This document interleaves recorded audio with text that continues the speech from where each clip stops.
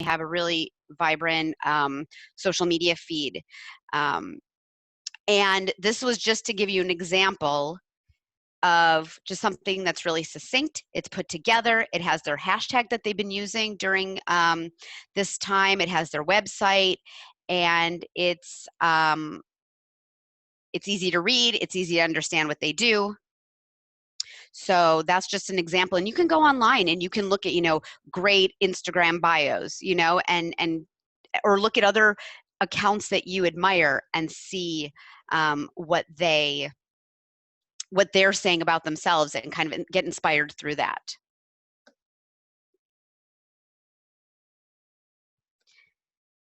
This is moving on to a little bit of a different topic. This is content creation. So here are some ideas, because you might say, okay, that's great. I have the tools. I have a content calendar. I have Hootsuite. I'm ready to get it up and scheduled. I'm in front of my laptop. I'm ready to get going. What do I need to be talking about? How do I create this content? So we have seen a real shift since March with everything that's going on. And I think people have gotten really innovative, and I think it's a really, really great chance now to grow your audience. People's attention has really shifted online. Not that there weren't already millions of people on these social media platforms, but everyone is really relying on social media to get information, to find out how these businesses shifted their offerings. Are they still offering what they used to? Have they changed? Are they offering new services? This is such a fabulous moment to be a part of that conversation. And I've given you some ideas here on what you can be talking about. And the main thing I think that's very engaging with social media is authenticity. I think you want the authenticity of your brand, of your nonprofit, of your small business to really come through. Share your story. Don't be afraid to hide, that things are tough, that you're struggling. You don't want it to become kind of a negative forum, but talk about what you're doing. How have you shifted? How has your team had to pivot and change how they're working?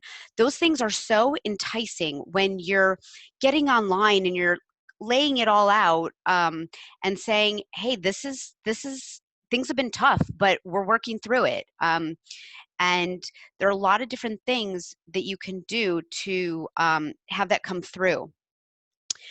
So you can showcase how you've changed things. You can be transparent and show behind the scenes. You can, a lot of people ask, how do I get people to comment? How do I get people to share my posts? Ask a question, start a conversation, start a dialogue. Ask people what they need from you. This is a great way to kind of dip your toes and say, what does my audience need at this time? You can do a survey. Some of the platforms have built-in polls or surveys that you can do, and you can make them really fun and still branded, but you can give it a little bit of personality. That's a great way to get comments. And this is something you should keep in mind as well, is every post that you put up should be intentional. And what I mean by that is there should always be a tie-in to your brand, to your mission, to what you're doing. It can be about the food you ate or the small business you went to go help, or a nonprofit that you donated to, but tie it into what you're doing. There's always an angle. You have to find that angle. And the intention behind the post, there should be a call to action. Now, that call to action doesn't need to be, and it should not be every time, donate or give us money. A call to action can be comment below. A call to action can be go see this new page on our website with information about this. So ask your audience. People need something. They need a guidance from you on what you're asking them to do with each one of their posts. You might ask them to post one of their own photos. You can say, we care about all the nonprofits in our community. We're a nonprofit ourselves, but we care about, these are our partners that we work with. What's your favorite nonprofit that you work with? Post a photo. ask them to do something, and that's when you're going to get the most exchange back and forth. So always keep that in mind. You won't do it on every post, but have every post have some sort of call to action. So for the nonprofits, I want to talk a little bit about donation asks, because it can be a little sticky, and you don't want every post saying, please donate, please donate, please donate. People's eyes gloss over. So you really have to vary that. And I think there are so many great ways. And again, look at the nonprofits that you admire or you think are doing a great job, and they can be national, they can be really anywhere, but ones that you follow, and see how they're doing it. If you don't like how they're doing it, stay away from those methods. And if you think they're doing it in some great ways, try to model after that. And so I think a great enticing way to do a donation ask is talk about, the fact that you probably won't be making what you thought you would because of the, coronavirus. Be really transparent about that and say, hey, we've had to cancel our in-person events. Here's how we can, we need to make up this windfall. How do we do that? Another way is to show what you've done with your donations in the past. I love seeing posts like that. We work with the Montclair Foundation in Montclair, New Jersey, and they give grants every year to nonprofits, and they either, we make original content about the grantees, and we say, this is what we've done with the money. A lot of times they'll post it on their own and say, the Montclair Foundation gave us this grant. Look at what we did with it. We installed these fire alarms, or we did this, or we did this. And we put that on the feed. It's very enticing, and it's heartwarming to see how those funds, and it also makes it very tangible. Instead of just abstract, donate to us, you're making it really tangible, and you're saying, this is what your donation is going to go to. Another way is, and I think you shouldn't, it might seem obvious, but just doing an ask sometimes will have people keep you in the forefront. If you ask them to do a Facebook fundraiser, say, think of us if you're doing a birthday fundraiser. We have clients who just come out right, and we will say, if you have here's how you do it, here's the to-do steps. Think of us when your birthday's coming up, or you have an event coming up that you want to celebrate. Just that simple ask. I would do it every month, once a month. Remind people. You can, make sure you're signed up as a nonprofit through Facebook, so you can benefit from that. There's a protocol you have to go through. So make sure you're already registered as a nonprofit, so you can collect donations. But once you do that, people can do fundraisers on your behalf. And some of our clients bring in anywhere from $5,000 to $10,000 a month just through Facebook fundraisers. So that's a fabulous thing to remind people that they can do that for you. And I think the last thing that I want to talk about here is for inspiration for posts, connect with other people in your community. And this is a big thing. We really recommend partnering with other people in your community. Now, this can be someone in your industry that's an affiliate, that you don't offer the same exact thing, but you're in a similar industry. So you have similar audiences, or connect with someone in a different industry, but who still has a similar audience. Let's say your nonprofit helps women and children. There are lots of services, there are lots of businesses out there that service women and children. Do partnerships, and you can do giveaways online. You can do a peer-to-peer fundraiser in conjunction.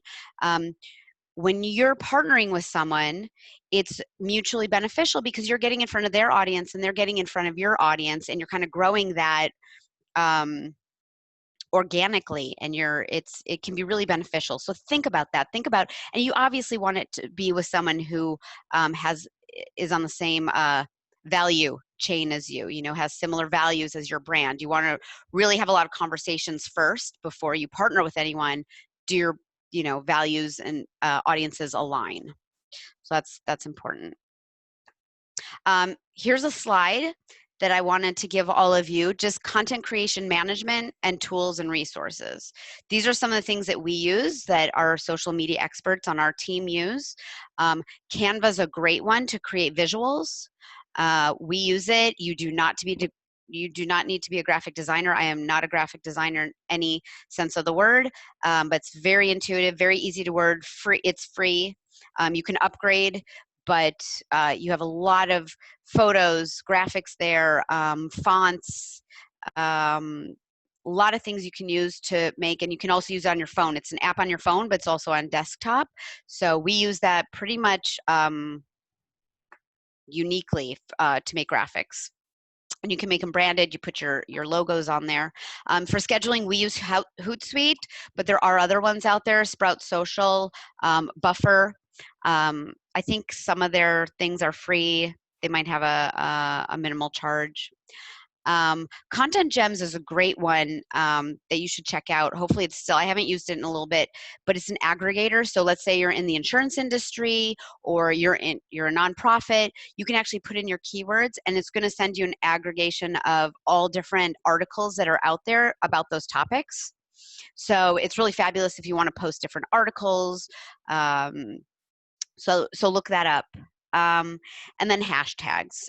These are ways to find pertinent hashtags to your brand, and that's specifically for Instagram and Twitter, where hashtags are pretty potent.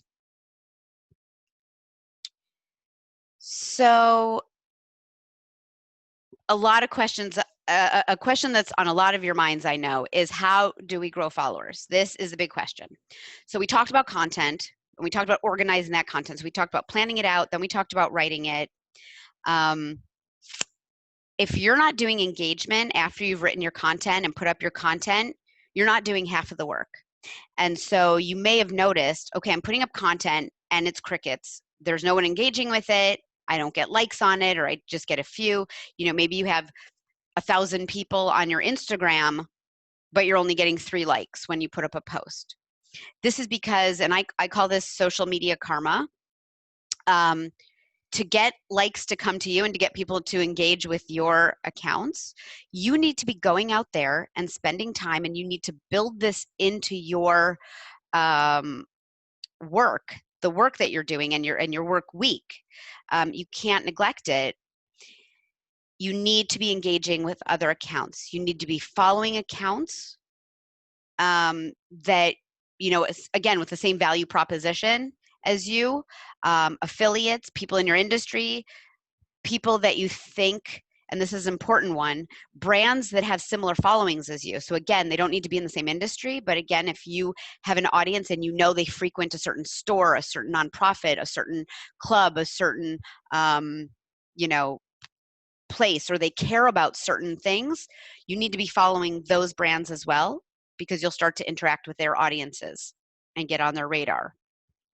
If you're not doing this engagement, you're not doing half of the work, so you might as well not even be putting content up, pretty much. So I don't like to be harsh usually in those terms, but I think this falls to the wayside a lot of times. And if you're going to go to the pains of making great content that's branded, you have to do this part of it. So let me talk a little bit about, you know, what this could mean. We use something at Red Root that we developed that is proprietary to us. Now, the concept is not proprietary. It's actually a very common marketing tool called audience segmentation. Just how we think about it and how we've kind of mapped it out is proprietary to us, and that's what we use for all of our clients. What we do is when we onboard a client, and this is something that you should be doing for your nonprofit or small business, you sit down, and again, this can be on a spreadsheet. It can be on a Word doc. You research who's out there. And again, maybe target the different platforms that you want to be using. If you just want to be using Instagram and LinkedIn for your brand, then research on those platforms. Who's on there? What are they doing? How many followers do they have? And then you follow them. So what you're doing is you're in the center and you're thinking about all the different people, all the different institutions, nonprofits, community partners, even competitors, and you're following them and you're seeing what they're doing on their accounts and you're engaging with them. So you're not only following them, but then once they start to show up on your feed and you're scrolling through, you're commenting, you're liking, you're sharing. And so what that does is it creates a feed for you that's curated. Instead of just having random people that you're following on there and you're not interested in their content, follow and curate that feed so it becomes a feed where you have a lot of fodder, a lot of content to share, repost, comment on, things that you're interested in, that your brand is interested in. And that's the engagement. That's something that you need to be dedicating some time to. You can do it for 10 minutes a day. You can do it for 5 minutes a day. You can do it for 30 minutes every 3 days or once a week, but do it. You will see such a huge improvement in who's following you, in the quality of people following you eventually, and hopefully it will bring people that care about your brand. If you're genuinely going out and following accounts that you care about. So that's the community map. I believe I did. I kept this slide on here. This is kind of the conceptual drawing of our community map. Again, we use an Excel spreadsheet with different, and each one of these gray circles is actually a tab on our Excel spreadsheet. So we'll have civic organizations, partner organizations, media, press, community groups. So let's say I'll take an example as Red Root Marketing. So I would be in the middle as my brand, and I would have a tab for each of these circles, each of these gray circles. And I would make sure after I've done the research, and you can research online, you can research on the platforms themselves, I'm going to fill in, okay, customers, I'm going to fill in all of my clients and make sure I'm following all of their accounts. I'm going to fill in all my community groups or civic organizations. So that could be the township where my business is. That could be the Chamber of Commerce's that I'm affiliated with. In my town, in the neighboring towns, Meadowlands Chamber, ones that I belong to. Partner organizations. These might be, people that I've partnered with before to do talks, presentations, different networking groups. Media press, that can be any media, and media in your area is always looking for different things to share and talk about. So I'll follow all the tap intos. I'll follow the different local newspapers, online and print, the different magazines, the different hyper local magazines. There's in most towns in New Jersey, there are those hyperlocal magazines where it's sent to all of the residents of that town. They usually have Instagram or different social media accounts. Follow them. Make sure they know about you. You're going to get follow backs from all of this. Let me just go back and see. So two more ideas for you, just engagement-wise. And hopefully I'm okay on time. Joe and Jeff, you'll let me know when I need to rein it in. But just do a simple ask. A lot of times when you're networking, or when you're out meeting a potential client, or you're working with different people, just ask them to follow your social media. It's so simple, and it might feel a little strange at first, but it actually makes a difference, because when you ask people to follow you on social media, they'll do it. And they'll start to engage. They'll actually be really excited about what you're doing, and they'll start to engage with you. Every time I go to a networking meeting, I'll ask people, oh, make sure you follow me on Instagram, and maybe choose one platform and say, where you really want to concentrate growing your following. Follow me on Instagram. Make sure you follow me. It works wonders. You won't believe it. People will do it, and they'll be happy to do it.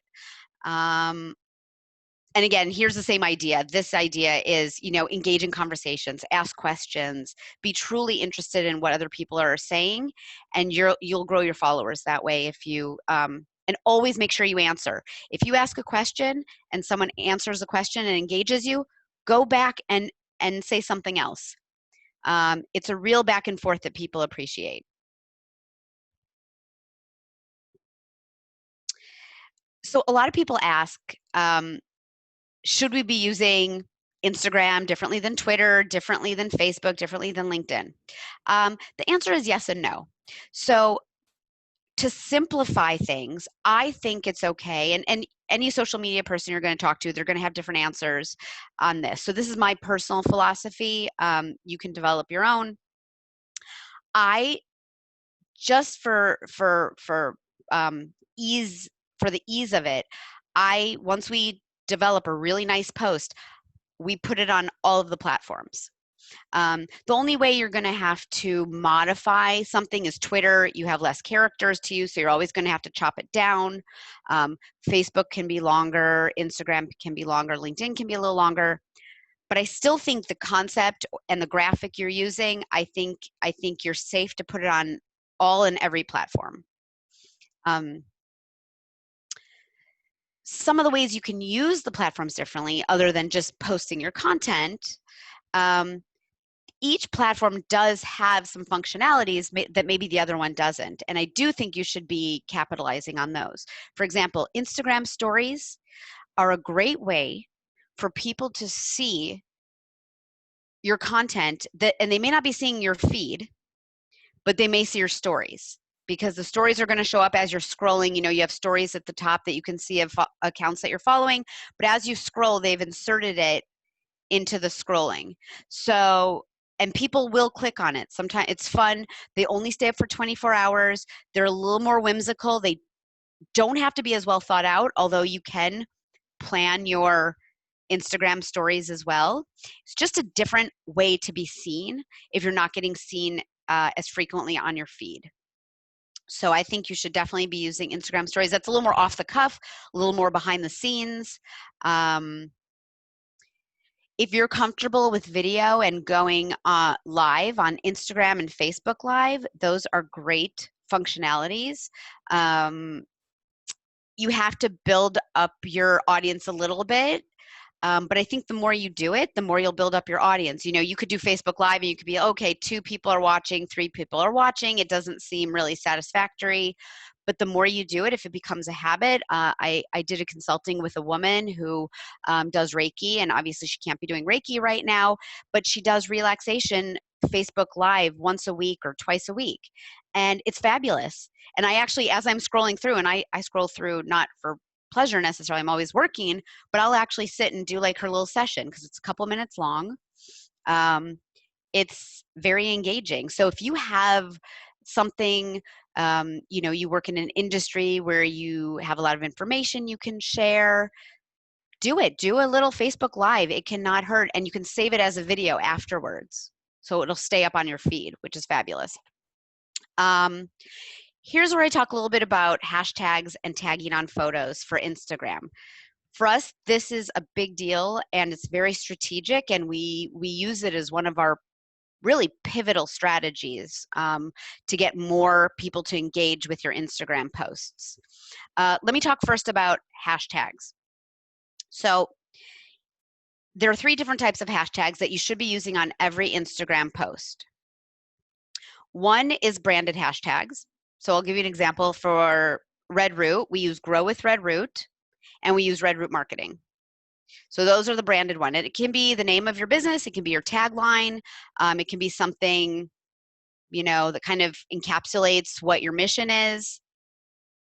The second type of hashtag is industry hashtags. Those are hashtags that other people in your industry are using. So that's really important because it will filter those posts where you use those hashtags into, it will filter those posts into, so sorry, I'm just going to look. Okay, I didn't know if it was a message for me. Okay, sorry. That's going to filter those posts into your industry. So if people are looking for social media marketing, or people are looking for nonprofits in New Jersey, or people are looking for, insurance broker NJ, your posts are going to appear on there. So if people are looking for that, they're going to find you there. So that's very important. And then the third hashtag, and this may not apply to everybody, especially if you're national, but if you work in a certain geography and you only want to be bringing in people from this geography, you put your geographical hashtags. So you can do you know, Hudson County, you can do Union County, you can do Essex County, you can do Montclair NJ, you can do Rutherford NJ, wherever you want to be working and pulling people in, use those geographical hashtags. So that's hashtags. Let's not confuse them with tagging, because those get confused a lot. And I know, of course, I put them in the same sentence, so I didn't simplify my task. But this is a really interesting functionality that actually it is on Twitter, but we use it uniquely on Instagram. If you've ever posted on Instagram, you know that you can tag directly on the photo. So I'm not sure if I show you on my phone. So I don't know if you can see that, but this is the latest post that Red Root did. So you do that, and if you click on it, you can see the different accounts that I've tagged on that post. I'm not sure if I'm sharing my screen, if you can see my screen. But anyways, this is a really important thing that we add to our content calendar, and that's what I talked about previously. In one of the columns on the content calendar for each post, we list the different accounts that we're going to tag on that photo. And so who are those accounts? So it should vary for each post that you're doing, but it's people that you want to know, or different accounts that you want to know about that specific post. So let me give you an example. So let me go back to the Montclair Foundation. Let's say they're doing a post about their grant. There's a new grant cycle coming up, and they want to tag the people that have won grants in the past, but also people they think should apply for the grant. They're going to tag those accounts on that post. What that's going to do is those accounts are going to get a notification, and it's basically just like someone tapping you on the shoulder and saying, hey, I'd really like you to look at this post. Now, they may engage with it, they may not, but what's a really interesting experiment is I love tagging different people on my different posts, seeing who's going to engage.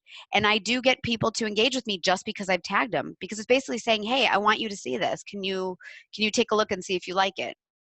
So I'd really recommend using that on Instagram and really thinking about that. And where you get those accounts and those ideas, you get them from your community map that where you've done your research and you filled it out. Don't tag the same accounts all the time. You don't want to annoy or harass accounts, but vary it. And so sometimes what you can do is, instead of thinking, what should I post first, you can think about, who do I want to talk to today? And so if you kind of flip it on its head, on your content calendar, write down the tags of accounts that you're talking to, and then write your caption. So that's a different way of thinking about your content. Think about your audience first, and then write the caption, and then come up with the graphic. It won't always work out that way, but try doing that as an exercise. It's very interesting, because what you're going to find is your caption and your post is going to be so much clearer, because you're going to know who you're talking to. And you don't have to keep in mind, you might have different audiences that you're trying to talk to. You might be trying to talk to your community at large. You might be talking to your clients. You might be talking to other nonprofits. But each post should be talking to that very clear audience, and you can vary those audiences from post to post. All right, let me see if I can, and I believe this is the last question. Am I okay on time? Yeah? All right. This is specifically for fundraising. How can we leverage our platforms to fundraise effectively this fall when most of our in-person events have been canceled? Now, and I'm sure you've all been thinking about this, and I was on the call a couple weeks ago talking about virtual events and how to do great virtual events. So I know you've already thought, if you're a nonprofit, you've thought about this. This is more the angle, how can you showcase this on social media? And so when you're coming up with these virtual events, really think about and make sure that social media is a really important part of your strategy for promoting those events. Your emails will obviously be very important and your email list, but use these platforms not only to get to your current audience and people who may have supported you in the past, but widen your audience. That's what social media is going to allow you to do. Doing a Zoom event and selling tickets is great because you can do ads around that. And I will talk about Facebook ads in a moment because I know you were, some of you had questions about that. And I could do a whole other Zoom call on that. I actually have a 2-hour workshop that I used to give just on Facebook and Instagram ads. So it is a hefty topic, but I'll give you a little idea. Peer-to-peer fundraisers is such a great way to bring in people that were not necessarily already in your audience. And so peer-to-peer is like, you know, those 5Ks, you can use CauseVox and all those different platforms. That will really widen your sphere of people who are following you, hopefully do a fundraiser for you, and you'll have them as a new part of your new segment of your audience. So I think it's really a win-win doing these things online. The Facebook and Instagram ads, I'll just touch on it very, very quickly. But when I do recommend doing them. I don't recommend spending a ton of money, but I think if you take a little bit, maybe if you're doing an event in a month, spend $100, and you have to make sure though that that call to action is very, very clear. What are you asking people to do? If it's ticket sales and you have the ticket sales in there, you need to make sure that's very clear.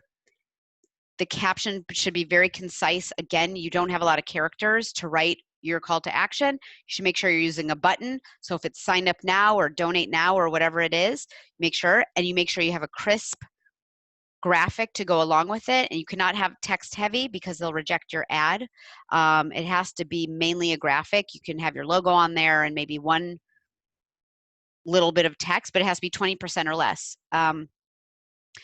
But you will be throwing money out the window if it's not super, super targeted. You have to make sure you're also reaching the audience that you want to. So I suggest if you want to do Facebook ads, do a tutorial online or speak with someone who has done them before. Facebook actually came up recently with some really good videos on how to do very simple, effective ads. So I suggest looking that up. But I do think they work. There's not always a conversion that you would hope for, but it definitely gets to people's feeds. So I would still view it as brand awareness rather than conversion. But if you're lucky and you do it really well, it could be conversion. And again, the Facebook fundraisers. I think that's a great way. Don't hesitate to ask people to do that because I think it's a great way to make up some of that, some of the lacking funds that were coming in from in-person events. I think people are willing to. They're looking for new causes to support, and they want to donate their money somewhere. Hey Jess, we're just about out of time. Yeah. Your information is up there. We're going to send this PowerPoint out to everybody. So that last screen is really important. I mean, what I liked about Jess when I met her a year ago at a networking event was her energy, and that came through again this morning. The message about if you're just posting and you're not doing that other half of engagement, I think is well worth the price of admission this morning. And the community map, I mean, that is just one takeaway that definitely we should all be doing. It never occurred to me, and I'm going to get one of those right now. So we did want to, speaking of networking, we did want to get some face-to-face time with people. I know that you guys are starving for that in the Zoom era. So we do have, just over 10 minutes left for some networking, and then, people can even stay afterwards. I know some people like to get off in an hour and get on to other things. You do have work to do. So we're going to do 2 breakout sessions, and we're going to give you 2 questions to start your conversations with each other. And the first one, you're going to talk about your biggest obstacles in carrying out your social media strategy. And then maybe the rest of the people in the group, after you each share your biggest obstacle, can give you some helpful hints on how they've overcome that obstacle. You guys can brainstorm together to come up with some strategies. So the biggest obstacle is your first breakout session, and then the second session is to help each other start planning that community map, to start brainstorming ideas of who should be on your community map. And you know, if you already have something like that, talk about how it works. So we're going to do that now. Joe, you can facilitate that, 2 breakout sessions. Jess, unfortunately, you're going to be put into one of them. So some lucky group, 2 lucky groups are going to have your expertise in their breakout. Excellent. Joe, go ahead. All right, I'm going to go for it.